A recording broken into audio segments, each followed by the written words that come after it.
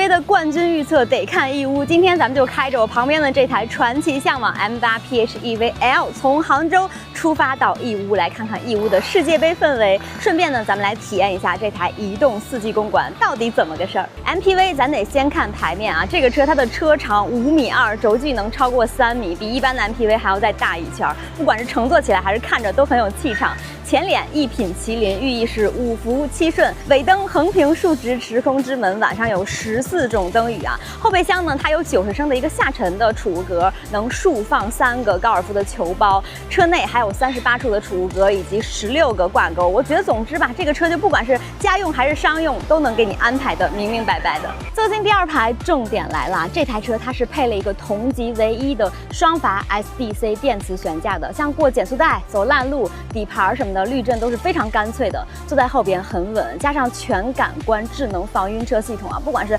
老人孩子，即便是坐在第3排长途看球也没有晕车的感觉。再看座椅，前排它是有16点的 SPA 按摩加上伸缩腿托的，那2排它是摩天轮机械按摩，按起来的这个力度真的不是普通的气带能够比的。像跑长途累了的话，你按个10来分钟，比你去养生馆还要解乏。配合上无极丝感静音滑轨，调节起来真的是一点声音都没有，我觉得整体来说还是挺高级的。再往上看，车顶是17.3英寸的一个3K 息顶屏啊，前边还有同样大的一个中控屏。连上世界杯直播的话，画质真的是比我家的电视还看得清楚。不管你是坐在第2排还是第3排，都能看得很舒服。那中间这个扶手箱往下看，它还有一个9升的大冰箱，温域很宽，从零下6度到50度都是能够调节的。像我们夏天对吧，看着世界杯再冰个可乐什么的，小桌板一放，全家人围在一起，真的就感觉在家里的客厅似的。后排乘坐空间其实我觉得相对来说还是挺不错的，侧窗开的也挺大，毕竟尺寸在这儿嘛，所以腿部空间、头部空间都是挺宽敞的。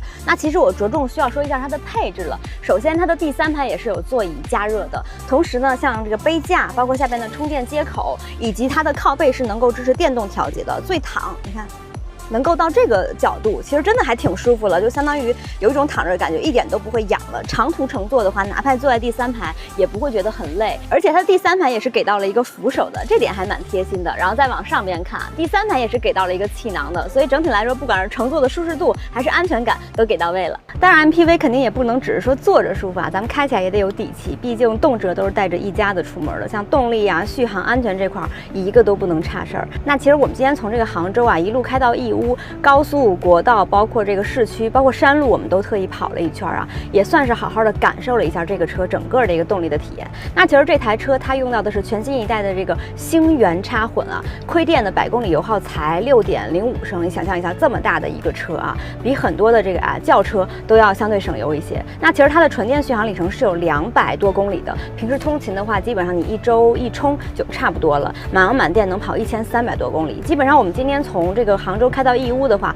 你中途就完全可以用电了。那开起来的话也是意外的很轻快，这么大的一个车开着还挺灵活的，而且整个的动力啊，包括你的这种加减速什么的都很轻盈，然后包括转向性什么，我觉得也是很给力的，就指向性非常的好啊。而且它的这个4驱版本，它的0百加速是6.17秒，高速超车的话，基本上你一脚油门的事儿就过去了，就是不拖泥带水，完全会有这种得心应手的感觉吧。特别是要说一下4驱，它的车轮抓地力还是挺稳的。你像今天我们杭州开过来，那边其实是有一点阴雨天的，那这个时候就尤其的需要4驱了。整体来说开起来在高速上，哪怕是时速比较快啊，它也没有那种发飘的感觉，尤其是坐在后排的时候，乘坐感受真的是非常舒服，就整体稳稳的，一点都不会来回晃的这种感觉啊。辅助驾驶这块它也是全系标配到了这个 Momenta 辅助驾驶的，像高速上的自动跟车、车道保持、自动变道什么的，通通都是有的。尤其是过匝道或者是应对旁边加塞什么的，这个车还是挺稳的。那另外就是要说一下它的这个安全方面的表现了，